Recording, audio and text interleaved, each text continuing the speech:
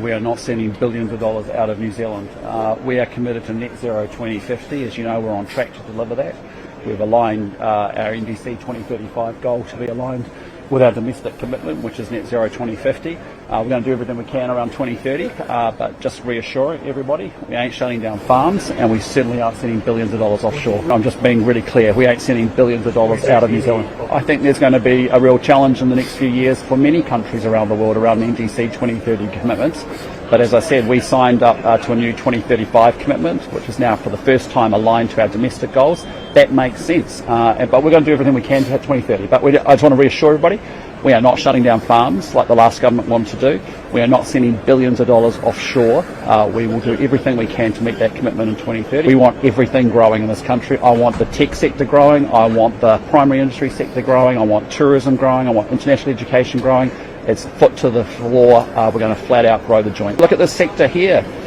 This sector here is able to lower its emissions and increase its production at the same time through the adoption of technology. When we came to power, we had Agri Zero, which we've put more money into. We've turbocharged that. A lot of ideas. We've now got real projects that are really going to make a demonstrable difference on, say, for example, emissions. But I want to be clear, we're not here to chase emissions reduction as the end goal. Our goal is growth in this economy and growth in this country.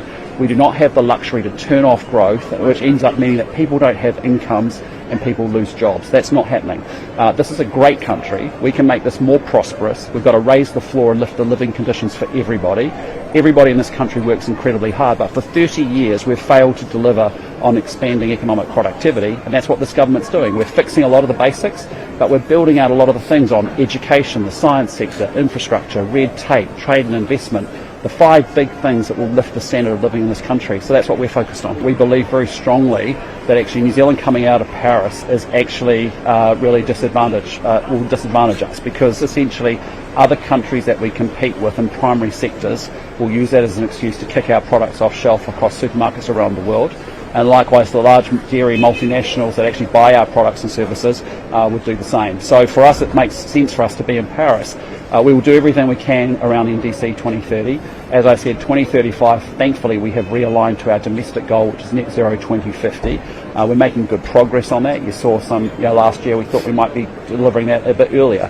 But we can actually grow our country, and we are focused on growth. And as a result, we can actually grow and also be more sustainable in due course. Well, we've said it's very difficult from the very beginning, but we should try to meet all the obligations that we have internationally. I just said to you, I think when James Shaw and Jacinda Ardern went off and set a target for 2030, it got disconnected from our domestic track on target and emissions reduction. That wasn't right and that wasn't fair. Having said that, we'll do everything we can. But I'm just acknowledging that we ain't sending billions of dollars offshore, and we're not going to make this country poorer as a consequence of